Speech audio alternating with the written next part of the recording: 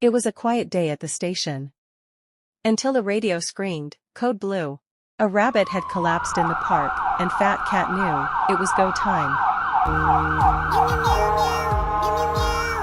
Fat Cat dropped to his knees, checked for breath, pulse. Nothing.